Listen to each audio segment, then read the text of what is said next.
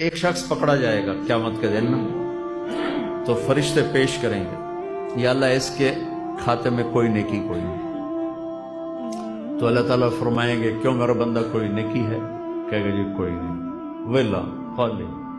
تو اللہ تعالیٰ تو کریم ہے، کہیں کوئی یاد تک کر، کوئی یاد تک کر، تو وہ سوچتا رہے گا، پھر کہے گا یا اللہ اور تو ہے کوئی نہیں، میں تاجر تھا، لوگوں کو مال دیتا تھا، جو پیمنٹ دے نہیں سکتا تھا تو میں اسے معاف کر دیتا تھا، اور جو لیٹ کرتا تھا تو میں اسے تنگ نہیں کرتا تھا۔ تو میرے نبی نے فرمایا، تو اللہ تعالیٰ فرمائیں گے میرا بندہ تو نے تو میرے بندوں کو بہت سکھی کیا، چل میں بھی تمہیں سکھی کرتا ہوں، جا بے ٹکٹی جنت جا۔